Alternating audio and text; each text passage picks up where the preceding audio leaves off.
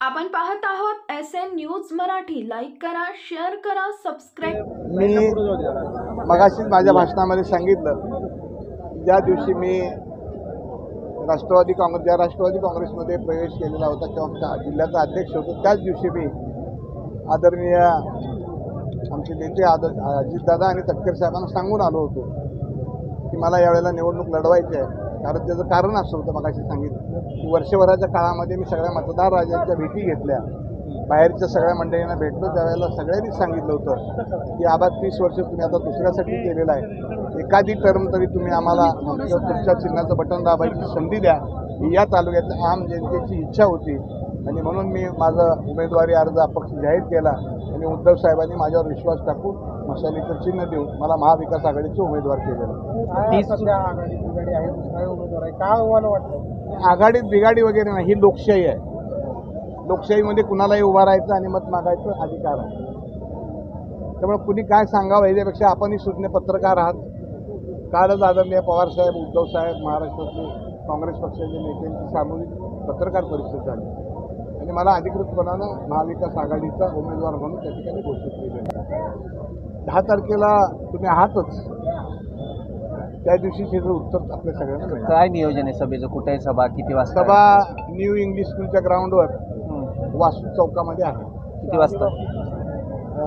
3चं timing आहे. 30 वर्ष उन्हात उभारताय असं म्हणला.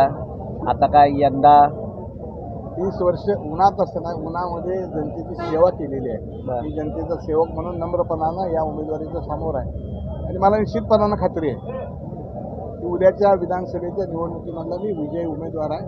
निश्चितपणानं आम्ही तुम्हाला दाखवले.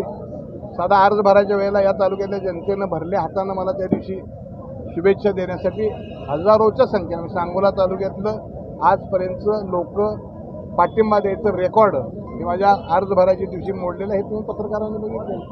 शहाजी बापूंनी आपल्या ठिकाणी 50,000 वराची शर्ट बघाल, त्याची काळजी कशी करायची? काय 50,000चे टी शर्ट बघालतात. अहो, माझ्याकडं ही टोपी, इजार आणि शर्ट. बापूला कसं आहे, बापू काल आम्हाला बरा वाटत होता, आता आम्हाला नको वाटतंय. माझ्यापेक्षा बापूचीच कापडं 200 महोदला बघा, अगोदर किती होती आणि आता किती कपाटं भरलेली आहेत. आता मी एक आहे, मला परमेश्वरानं, निसर्गानं, माझ्या आई वडिलांच्या आशीर्वादानं मला माझ्या पर्सनॅलिटी देणगी मिळालेली. मी काय ती लपवू शकत नाही. त्यामुळे कुणाला बापूला का चुकीचं वाटायला लागलं आबा हेच कळलं मला. टोचायला का चुकीचं वाटायला लागलं असं म्हणतो. तरी बिचारा आमचा दोस्त आहे. बापूच्या बाबतीमध्ये बापूची प्रकृती चांगली ठेवावी असं मी परमेश्वराला विनंती केली, बापूला विनंती केली यावेळेला मदत कर बाबा.